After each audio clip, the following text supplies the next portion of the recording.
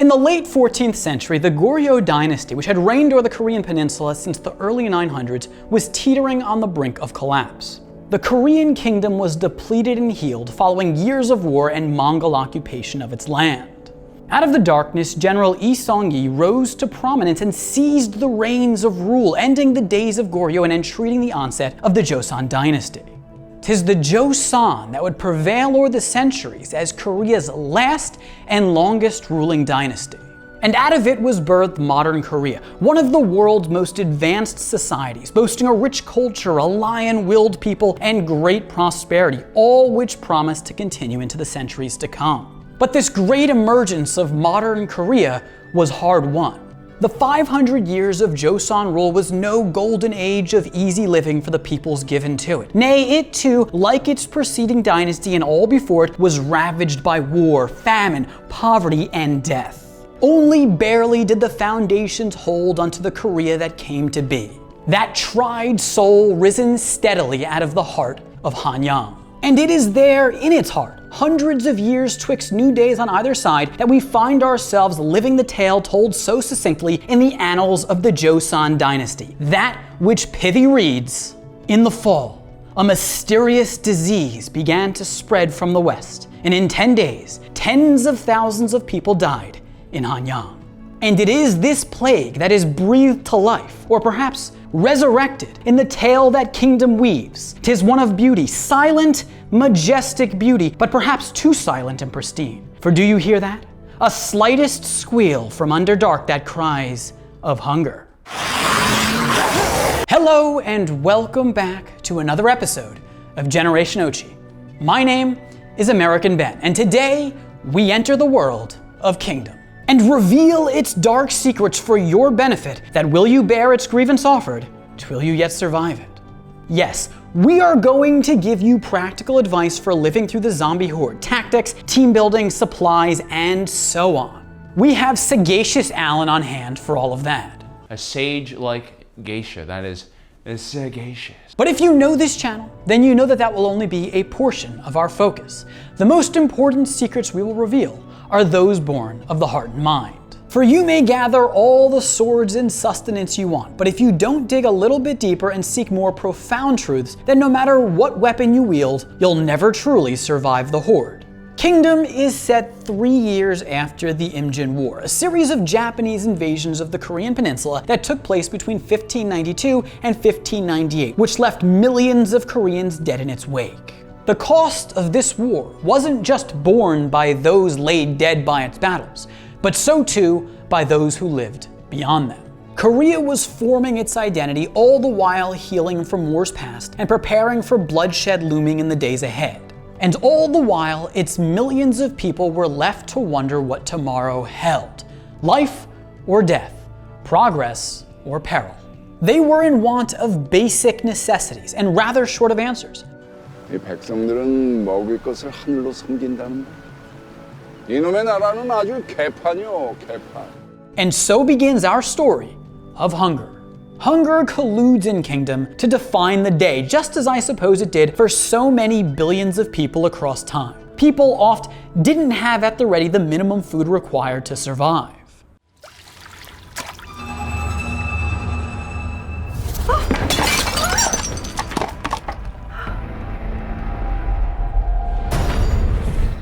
Thus, in order to understand how to survive Kingdom, we need to understand how to solve for hunger, in both ways it presents itself in the show. The first of which is hunger for food, which is really just desperation to survive. 죽은 후엔 그저 고기일 뿐이지. 당신 미쳤어?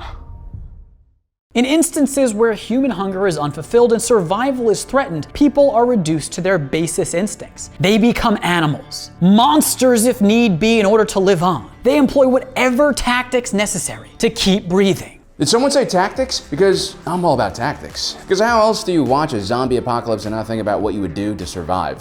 Furthermore, it would be a disservice for us to talk about a zombie apocalypse and not help you guys survive it.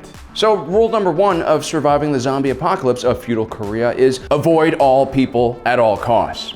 Works well in a pandemic and works well in a zombie apocalypse. Get out of Dodge and get away from population centers, aka zombie spawn points. Now listen guys, I know when you hear me say the word tactics, you expect me to scream out, suppressing fire, flank the enemy, quick sword draw technique. But here's the thing, you're in ancient Korea. The weapons available, which we'll be talking about later, require tons of training and expertise to wield.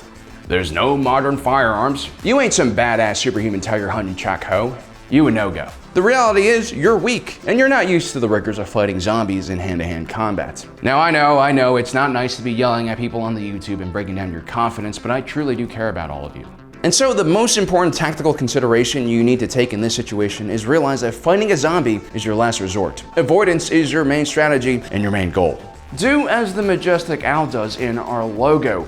Wait, watch, and and definitely don't let that toxic bro mentality or Korean warrior honor system get into your head. It's completely okay to be a coward and not a hero in this situation. All right, back to you, Bumbahui. Thanks, Sagacious Alan. Almost everyone in Kingdom is hungry for food. Everyone except for the rich and powerful who do not understand how the sharp pangs of hunger can cut deep the way the common people do. We see this highlighted in the relationship between the Crown Prince and his personal guard, Mu Young.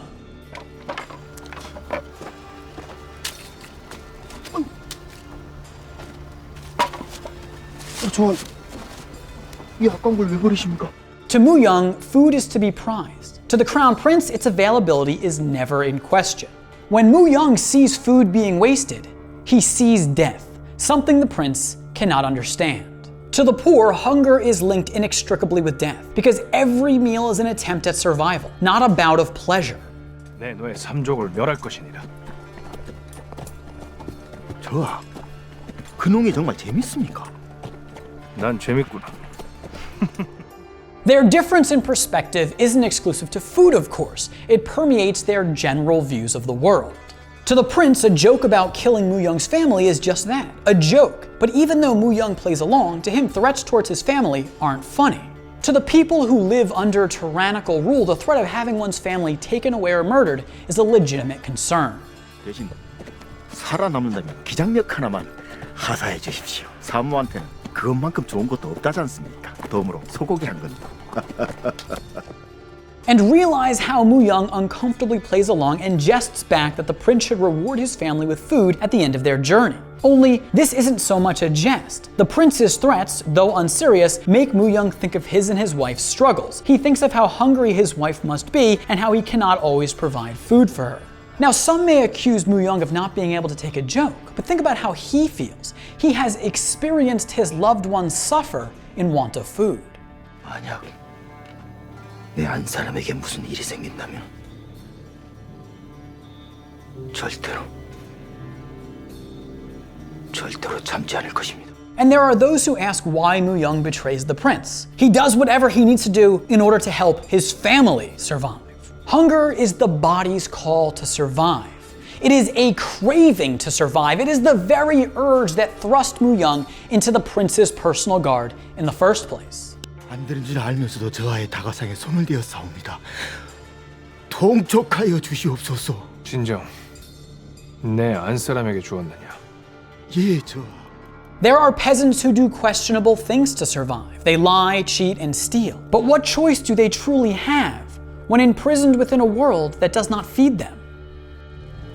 내 아이를 굶어 죽게 할 순 없어서 그저 쌀 한 손만 가져오려다 일이 될 줄 몰랐어. Die or steal and die. That is the choice for the peasantry of Joseon. Following a zombie attack, Magistrate Bonpal and his men take off in a ship the prince had intended for them to use to save some peasants as well. 괜찮겠느냐? Alas, there's only one ship and not everyone can fit, so Bonpal, with some prodding from his advisor, flees aboard the vessel with his men. The rich and powerful leave the peasants back on shore to die, while they feast safely, or so they think, upon the ship.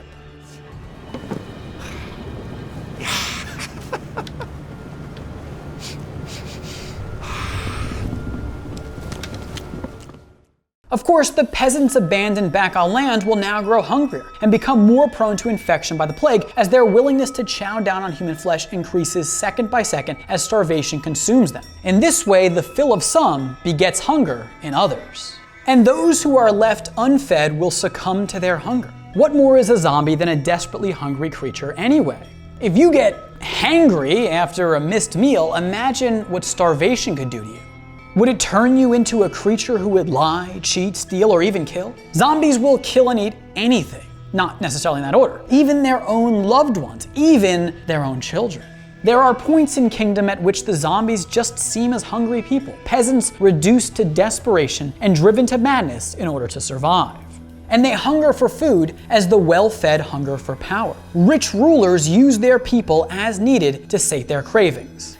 놈들의 고열을 빨아먹는 이 버러지 같은 해원 조씨가 인분을 탐하는 돼지 무리와 무엇이 다를까? 차라리 지금의 왕은 죽는 게 더 나을 것이오. The masses are put in peril for the hunger of the powerful. Lord Cho keeps the zombified king alive and risks spreading the plague all for the sake of his own ambition, his own cravings.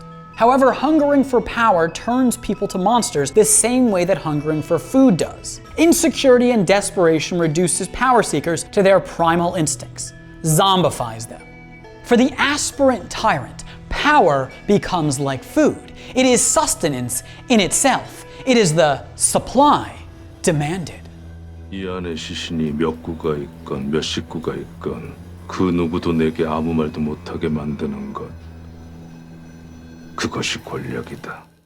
Rule number 2, don't dump dead bodies in the pond in your backyard, dump it in your neighbor's pond. I mean, the Chos were just getting reckless. But that pond actually would be a decent place to set up shop. Let me explain. Hopefully you've listened to my first advice and gotten out of Dodge and found a safe place to hang out. Hopefully you've chosen somewhere that's warm and nice to be. Remember, zombies hate heat and cannot operate during a summer day.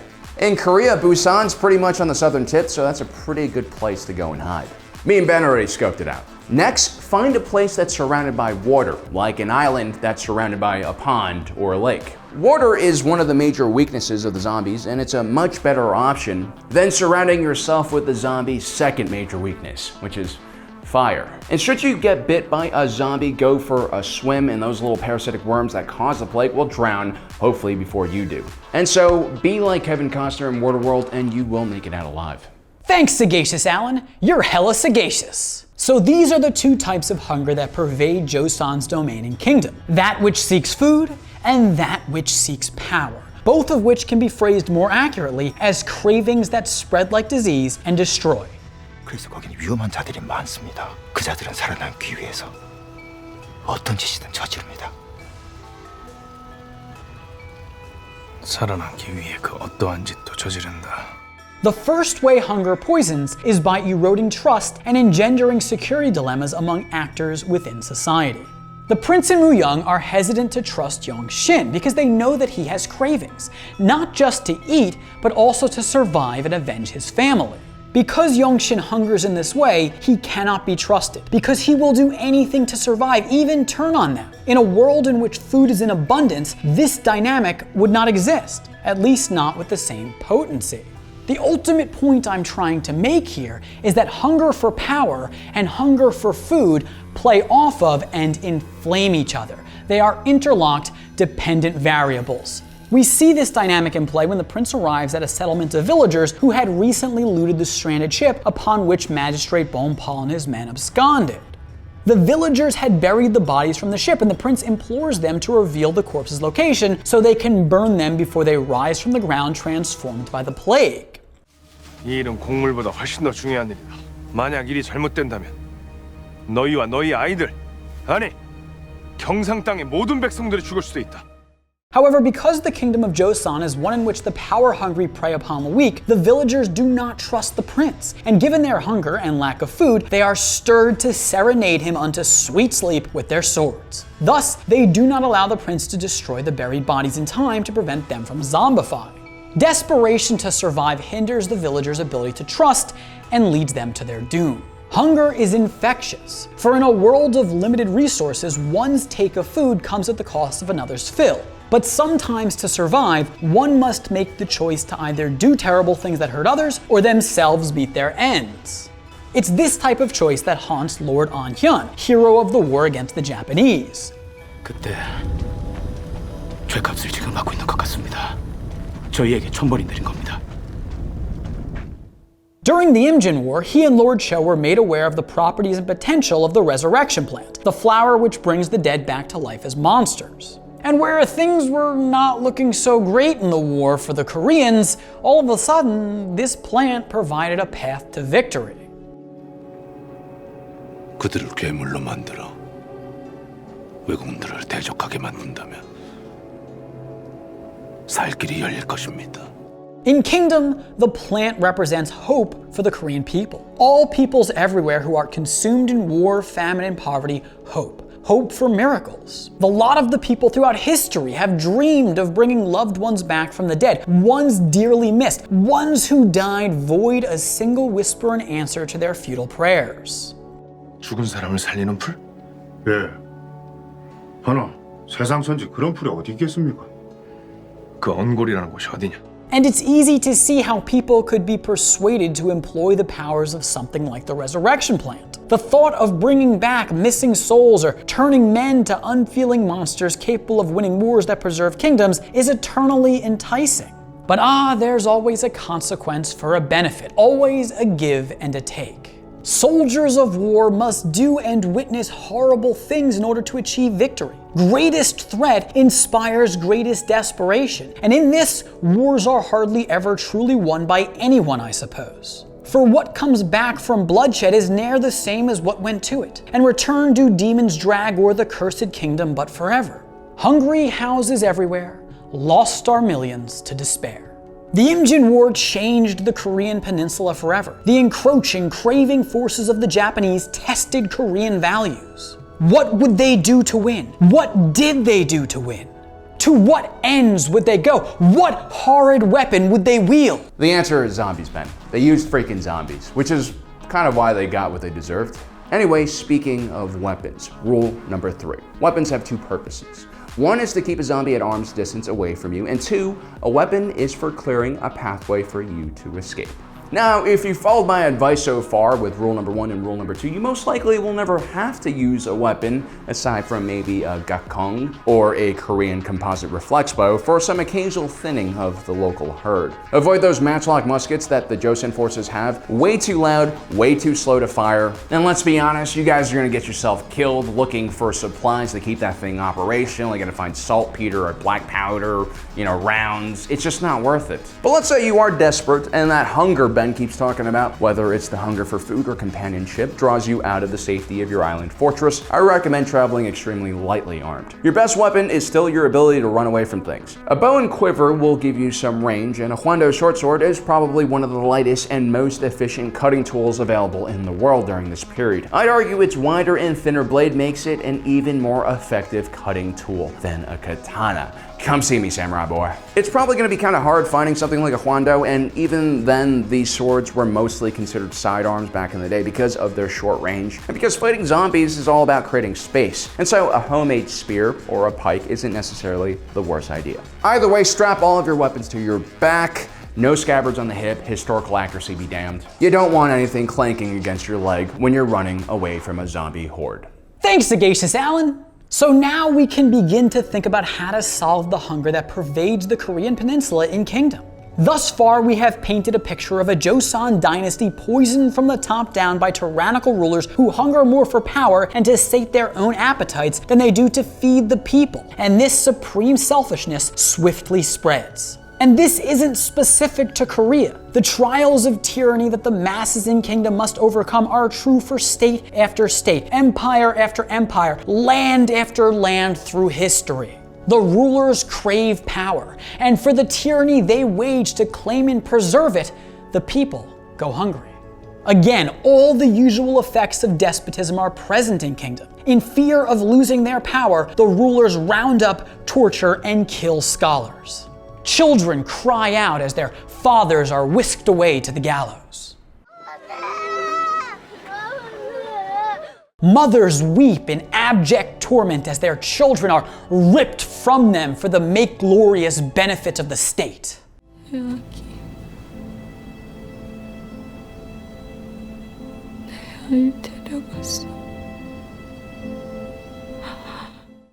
Hungry peasants wait hour after hour, day by day, hoping to catch but a single fish with which to feed their families. The kingdom in kingdom is a domain gone awry, given the evils and willful cowardice of powerful men. Both the Lord Chos and the Bonpals have led Joseon astray in their own ways. And when things take a turn for the worse, when hunger begets unrest and chaos, Lord Cho does as any tyrant would. He compounds upon the people's suffering by exacerbating their hunger. 병자에게 물려 죽은 사람의 인육을 먹으니 병증이 다른 자에게 옮기 시작했다. 이건 통제가 불가능하다. He realizes that given his despotic actions and Korea's state of decay, uprising is imminent and bordering on inevitable. But rather than attempt to feed the people, he instead opts to starve them further by blocking them off from the capital. Again and again and again, the people suffer due to the tyrant's hunger for power. 내가 가질 수 없다면 그 누구도 가질 수 없습니다. And thus, the number of hungry only grows, and the yet hungry grow hungrier. And so then what is the solution to overcoming the zombie onslaught? Well, yeah, I guess it is water, I suppose. Water, the great purifier, forces the plague worms to discharge from open wounds and thus prevents people from transforming into monsters. But wait, is water really a solution? Well, I suppose it's often more of a solvent. Sorry about that. What I mean to ask is, does water treat the problem at its source, or does it treat its effects? It really only treats the infection. It doesn't fight the cause of the infection. Thus, we must yet dive deeper into the show's secrets to figure out how to truly survive Kingdom and save the people. By eating them all. No, just kidding. Rule number 4 is trusting people, or not trusting people.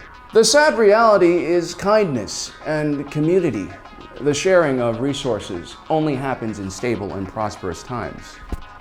Not only are we in a zombie apocalypse, but there's also a lack of federal leadership from the Joseon dynasty. Everything was broken down and you're pretty much all on your own. There's still gonna be angels amongst the masses like Sobi, who still somehow holds onto her morals as everyone else around her lets go of theirs. But for the most part, you should keep people at a distance unless they're like a, close family member or friend or a person you've always been curious about eating, but because social norms at the time didn't allow you to do so, now's your chance. You're gonna have to be cold and calculating in a way that a person in modern times fortunately rarely ever has to.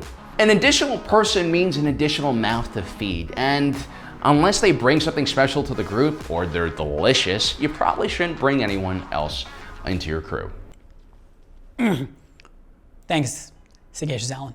Many of Kingdom's secrets are disclosed to us by way of the Crown Prince, the illegitimate son of the king. He born of a concubine, which I note because though he begins his journey in the show as a callous and disconnected royal, his own trials of insecurity perhaps provide the platform upon which he comes to understand the plight of the hungry common man.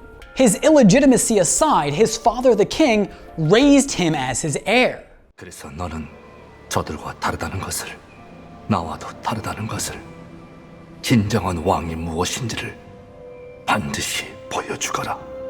These words spoken to him by his father come to define the prince's path in life. Prove you are different. This speaks to the tragedy of the tyrant. Oft he himself is too far lost to his own lust for power to change the course of his kingdom. At some point, he becomes a symbol of Caesarism and greed. And so, in defense of his throne, he either rules over the people with an iron hand or opens himself up to unrest and coup. The king in Kingdom had reached this point. Lord Cho reaches this point. The Queen Regent reaches this point. And it is the prince's mission in life to not. And the words his father instilled in him come to fruition amidst his journey across the peninsula. 이들을 버리고 간 이들과도 다르고 해와 조씨와도 다르다. 난 절대로 이들을 버리지 않을 것이다. Unlike the rulers before him, he does not put himself before his people. He puts the people first, and this begins the rebirth of a nation. In this situation here, almost everyone escapes the zombie horde to safety. Unanswered hunger in all of its forms can lead to death. But putting one's hunger aside and upholding one's principles even in the face of danger, while seemingly a proposition that will perpetuate hunger, can through the successful collective action it produces actually lead to survival. Later, the prince addresses people's hunger for food directly. He gives some children his own food to eat.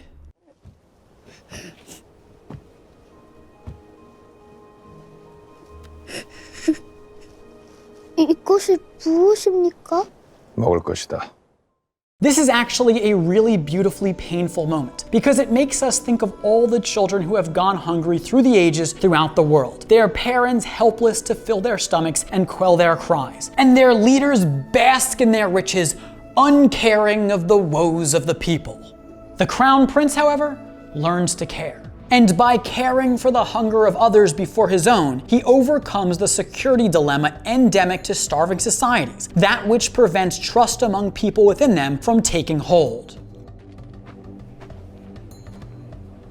무슨 일이냐? 상주는 제 고향입니다. 상주로 가신다면 제가 길잡이를 해드리겠습니다. The prince's generosity with food inspires people to help him back. Unfortunately for the villagers in his company at this point, Lord Cho's hunger is still at reign over the kingdom, and so to sate it, he launches 1,000 arrows towards the villagers' settlement and massacres them. So now you should be starting to gather how you might go about surviving kingdom. You cannot give in to hunger. Yes, this is a hard, nearly impossible standard to live by. You may even think it cruel, but this kind of honor and sacrifice is what defines Korean values. 나라를 위하고 왕실을 위해야 할 내금이 신분으로 사사로운 탐욕을 쫓아 조악주의 개가 되었다. Lord An-hyun alludes to such values, values that state that one must hold the nation above themselves.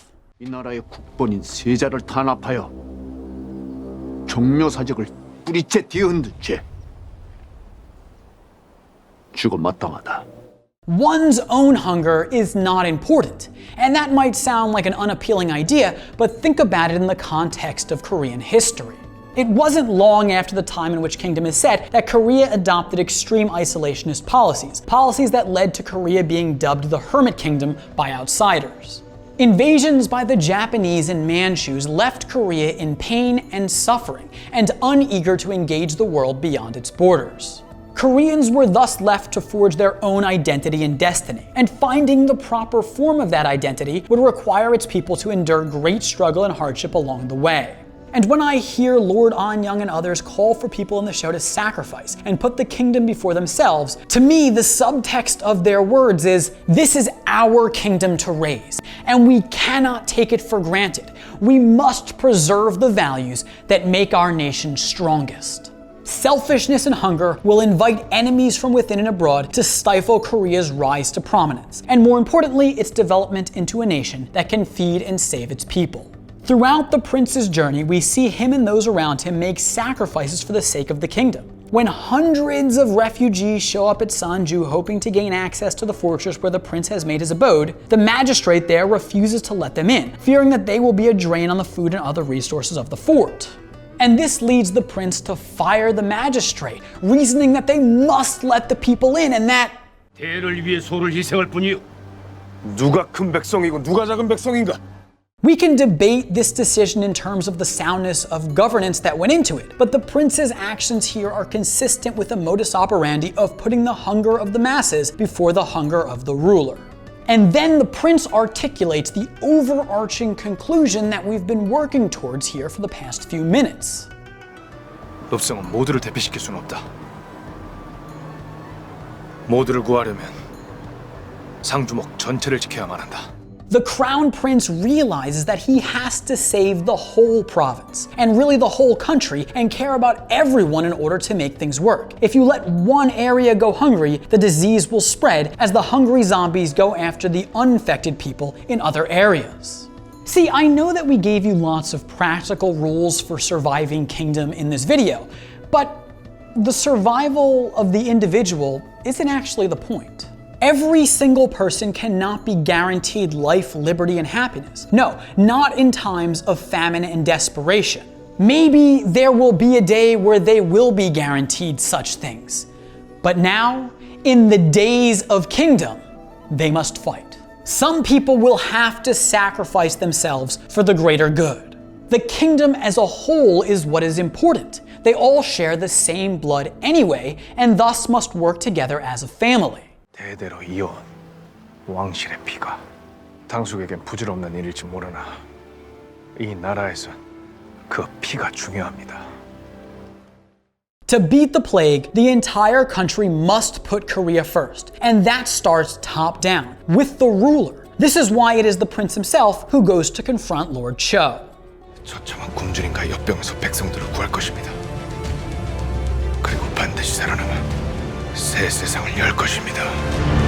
And later, the prince explains that the plague was caused by hunger, which itself was caused by the greed of the Haewon-cho clan, those acting as de facto rulers over the nation. 그들에게서 먹을 것을 빼앗아 굶주림에 빠져들게 했다. 해원조씨 무리들의 탐욕이 이 끔찍한 역병을 만들어낸 것이다. And in order to build Korea anew, the prince must change the nature of the kingdom's relationship with hunger. 백성은 먹을 것을 하늘로 삼고 왕은 그 백성을 하늘로 삼는다. 그 도리를 외면했기 때문이요. The people need nourishment, but they must forego such desires for the sake of the kingdom if necessary. However, the ruler must set an example by being the first to set aside his hunger. If the people worship food like God, then the king must be their food. No, not like this. What I mean is that the king must be their nourishment. He must sate them with benevolent rule. However, he must also thus forego his hunger for power if the kingdom so requires him to do so. 이 아이가 있는 한 끝나지 않을 것이다. By the end of his journey, Prince Chang's name is already compromised. He already appears to the people as someone who is hungry for power. After all, he did slay his father the king and lead a rebellion against the Queen Regent. Awkward. Thus, he must break the chain of craving by making the ultimate sacrifice of power. He has to relinquish his claim to the throne. 원저와 저 둘 중 하나는 죽어야 합니다. 언제 누가 죽는 게 옳은 걸까요? If the prince continues to pursue the kingship in any way, his behavior would be reflective of a craving for power. And he, like many kings before him actually have, almost falls for his own hunger. However, he recognizes just in time that if he truly wants to live up to his father's charge to be different, then he cannot be king. It is one or the other. Most kings, presidents, senators, whatever, all leaders throughout the world try to have it all. They try to convince people they are the heroes while maintaining their power and riches. But as life operates on a balance, having it all is oft a lie. To truly thrive, to truly be a hero, to truly change things, one must truly sacrifice. One must let others eat first. That said, there will always be hunger. This is part of the tragedy of the human condition. 역병은 7년 전 모두 끝났네. 아직 끝나지 않았습니다. 상주 땅 외에 다른 곳에서도 생사초가 자라고 있었습니다. What drives us ails us. Human instinct does what it does. It ensures we eat. If a kingdom from its king down is benevolent, then perhaps society will be more guarded against its cravings. But eventually, hunger will find a way to rear its monstrous head again. But for now, for Korea, the crown prince changes the destiny of his people. He gives them a chance, because indeed, he is different. Anyways, that is the video. I hope you enjoyed it. If you did, please do give it a big thumbs up. Thanks to Sagacious Alan for all his help. Definitely comment down below. Can't wait to read your comments. Remember to subscribe to this channel if you haven't yet. Hit that notification bell so you don't miss a damn thing. For now, my name is American Ben, and I'll catch you next time. Generation Ochi, peace.